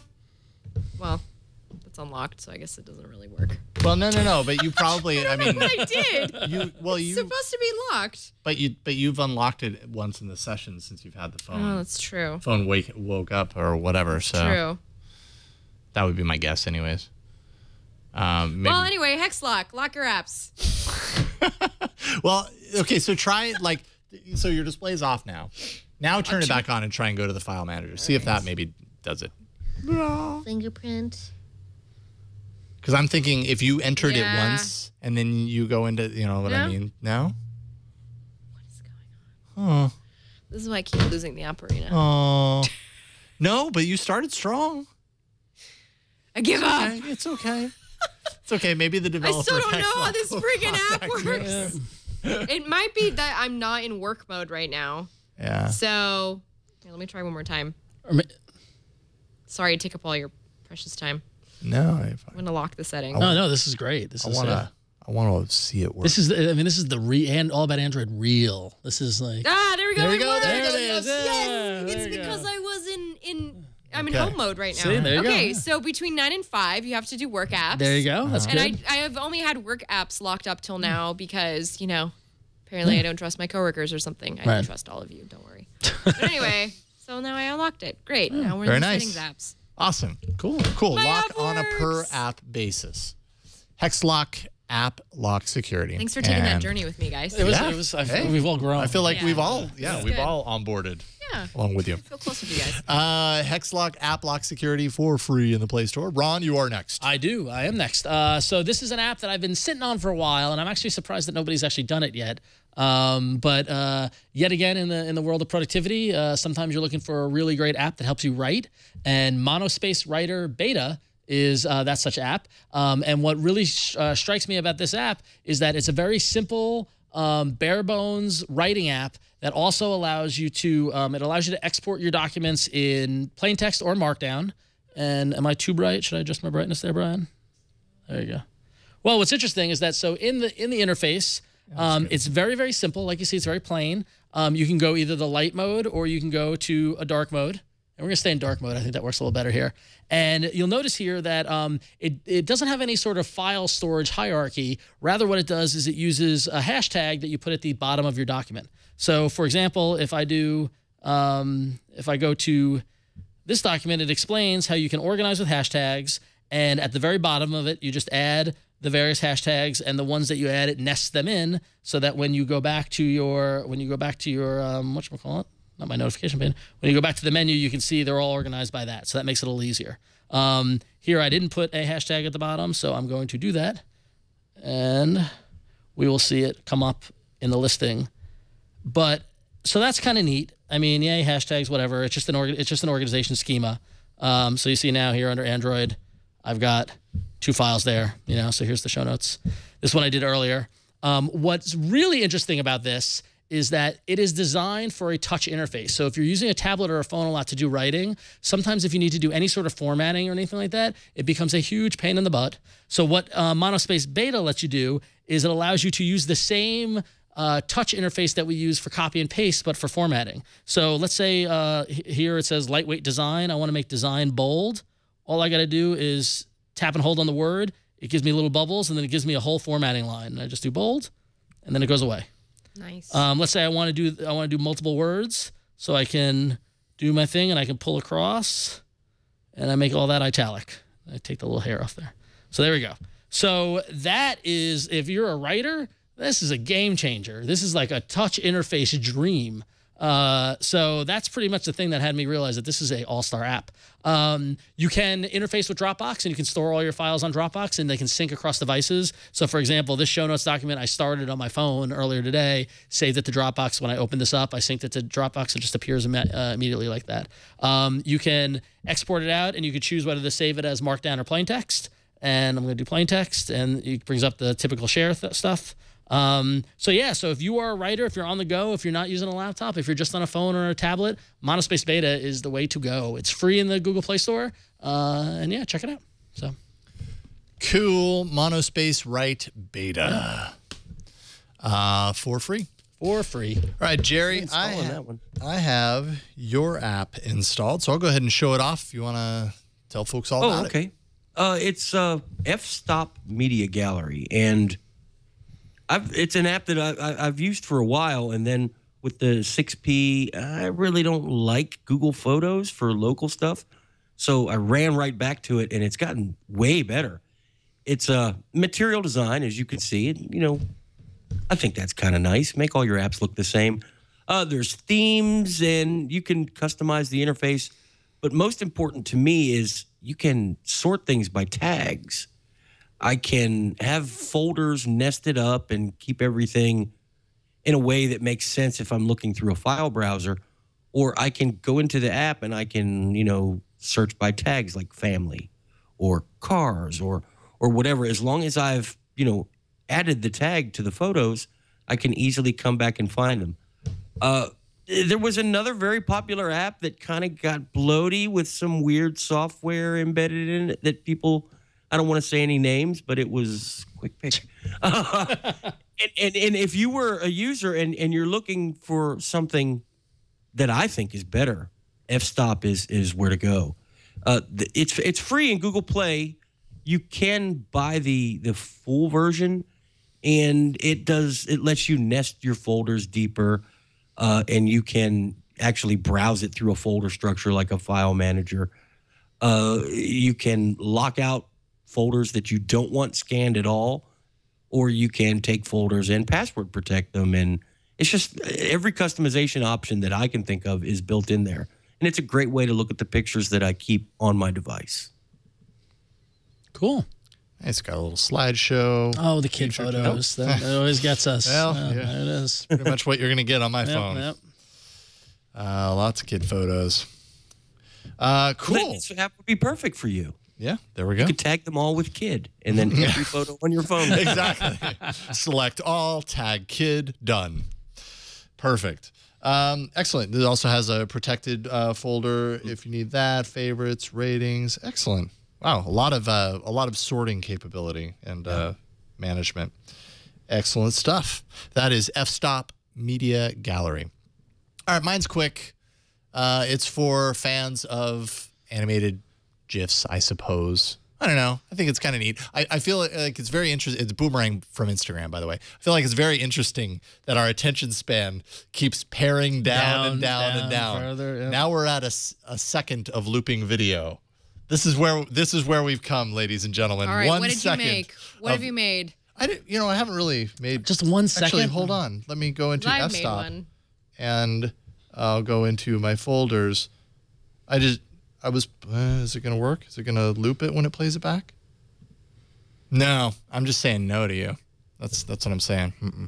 All right. So basically, what is it? It's just a way to record really quick one-off, like 1 second looping videos. So I don't know if there's any way for me to do this and record, but Ron, I'm going to need something amazing from you. That's not very original. What are you going to do? Okay. Shrug. Okay. Let's see here. That's a pretty good shrug. Perfect. I feel like that was accidental that we got it. It was, well. yeah. It's pretty good. It's There we pretty go. good. There you go. So if you want a Ron shrugging animated GIF, then I'll go ahead and share it to Instagram. Couldn't turn to your right, could you? I'll go ahead and grant permissions, which I love in Marshmallow, by the way. You can hit that to make it the actual size. Yeah, there you go. Are you sure? Yeah, You don't want that? No, That's the new Instagram. actual size. The squirrel Actual looks size, weird. actual size, actual size. Actual size. There you go. Okay, fine. Actual size, Jason. All right, geez. Apparently, you guys have very strong opinions. Now you need to put a filter on it. Instagram's actual size. Okay. Use a filter. I like the black and white one because it's like, it's the past. Okay. Right now, I'm like actually old-time only really Ron. showing off Instagram. That's what we're in. Instagram is a great app no one's ever Ron- heard of. Yeah, totally. Ron Shrugs. Go ahead and go. Wasn't that a book? Yeah, I think it was. It was a really short book. And there we go. Ron Shrugging on Instagram. So sorry. Instagram needed that. Obviously, it's, you can share this anywhere. You can share it to Google+, Facebook, whatever. But it's just, as you saw, that was a really easy, quick way for me to get a super, okay, yeah. And then we'll see again. Yeah, it's Again. actually, it's not bad. It's effective here. It's just totally working. I'm totally installing this app. Yeah. It was super quick, and now I have an animated GIF that I can share everywhere, You should and put I that will. as my profile photo. Your My eyebrows are eyebrows kind are of freaking so me out. on fleek right now. The eyebrows. Wow, I really scrunched my face, didn't I? You don't realize it. You This- see it looping. this is where's why. where's the squirrel music, Brian? Where's the... This is why you should install Boomerang from Instagram right here. There we go. It's free. Do it and animate some GIFs that haven't been animated before. All right, so you can vote for your favorite app this week, as you can every week, and we'll check in on it next week and see who wins. AAApoll.com/237 is the place to go. Is it Hexlock, Monospace Rider Beta, F-Stop Media Gallery, or Boomerang from Instagram? Place your vote. We'll check in on it next week and see where we land and see if I can continue my streak. But I have a There you feeling go. I probably can't. I'm pulling for you, Jason. Yeah, we'll see what happens. I was skeptical of the Boomerang, but you won me over. I was skeptical of the Boomerang too, to be honest. But that just worked perfectly.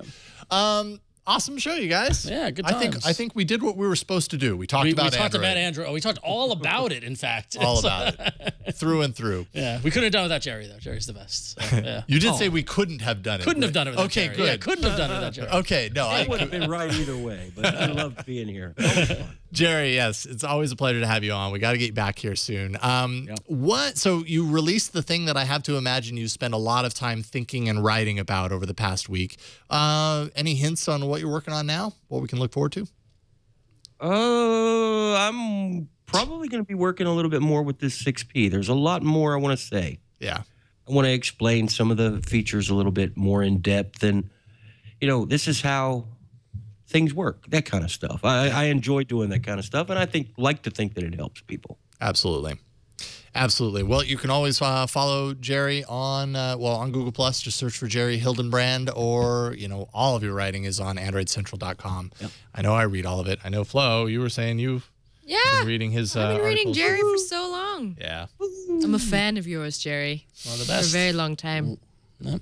Now I'm all nervous. He's looking Well, lucky- down. He's Lucky for you, it's the end of the show. Yeah. So.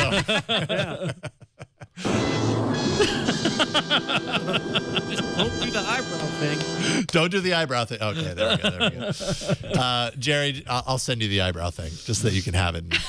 Yeah. Thanks again, Jerry. I always appreciate it. Oh, thanks for having me. Absolutely.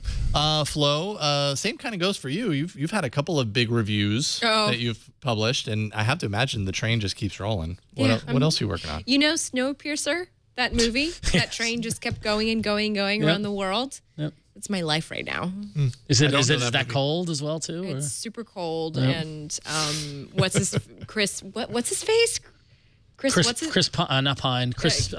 Not Pratt. Yeah. Captain America. I should know Captain this. America. Oh, There's Chris Evans. Unfortunately, there's no Chris Evans for me to objectify during all this. But I still don't know what movie you're talking about. Snowpiercer. you have to watch. It's Apparently. really depressing. It'll really depress you.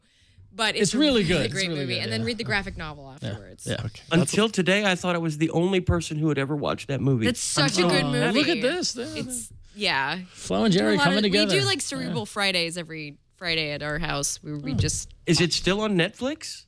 It was on Netflix for a while. Yeah, I think so. No, I rent movies. I'm just afraid of all the homework you just gave me. I have to watch the movie, then I have to do the graphic novel. It's good stuff. Anyway, there's a lot more. You know, the train's not ending for a while. All right. So stay tuned to Greenbot, PC World, the internet. The internet's going to be just there's lots to look forward to. Excellent. That's all I can say. All right. Cool. Well, that's all that we can ask.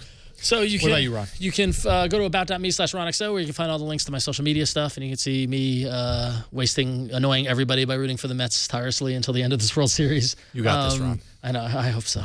But also by day, working hard over at getdrop.com. We just launched our iPhone app today, but very exciting. So, Nice. But yes, working very, very hard on things. I was in Ireland planning and strategizing and working. So it's cool stuff coming in 2016. I promise you guys. So Excellent. I'm rooting for the Mets for you, by the way. Thank you. You should. I've been I was doing a little reading while you were gone to kind of learn a little bit. They're about great. The They're a Mets great group of guys. They're good. You know, Yep. just trying to.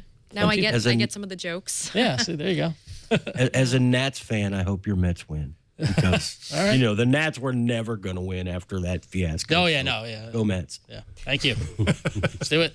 What about you, Brian? Do you care if the Mets win or lose? Oh, you know, I could root for either team. I like the Mets a lot. I think they've earned it, but I also kind of feel bad for the Royals considering I'm a Giants fan and what we put them through. So Why do you feel bad? Brian, make the right decision, Brian. Why do you feel bad for the Royals? I feel bad because they were so nice about losing. Like, they're like, good job, Giants, way to go. And that made me feel guilty more than anything. They're very polite there. Yeah. They're very nice. Yeah, so that's why I feel guilty, because they're so baseball? polite. We could turn that into all about baseball. Turn this into that. That's for sure. Oh, I've thought about it. I've thought about doing it. But if the Mets win too, Ron, I'll be happy. So good luck.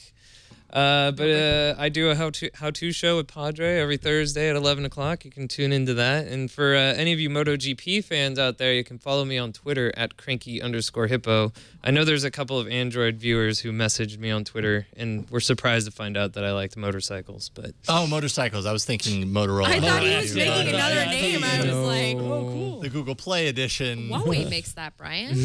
That would be cool. Motorola GP. You should pitch it. I don't know about the Mets, whether they can score a touchdown or possibly a three-point shot. Yeah. They might even get a goal. I don't know. You just struck out, Jason. Yeah, I did that on purpose. Yeah, you like that, all of you? You can find me if you like me anymore, you can find me at about.me/Jason Howell. Find my music at yellowgoldmusic.com. I have another Android show. I'm working on a Halloween episode this week. Got a couple of really good picks on Android App Arena. That is twit.tv/arena. Check it out and find some new apps to install on your device that weren't on tonight's show. But that's it for this show. Thank you so much for sending us voicemails and video mail and all that stuff. We got a bunch this week, and I love that. AAA@twit.tv for our email. 347-SHOW-AAA is our voicemail. So hit us up. We're on Twitter @Android Show. We're on Reddit at twitaaa.reddit.com. Let's see. Google Plus, we've got a community that's amazing. Go there. Just search for All About Android. Super amazing. It's awesome. Show notes, past episodes are always on our show page at twit.tv/AAA. You can also find our episodes on YouTube and iTunes, and soon Google Play Music. And catch us live every Tuesday, 5 p.m. Pacific, live.twit.tv. That's it for this week. We'll see you next week on another episode of All About Android. Happy Halloween. Have a wonderful time.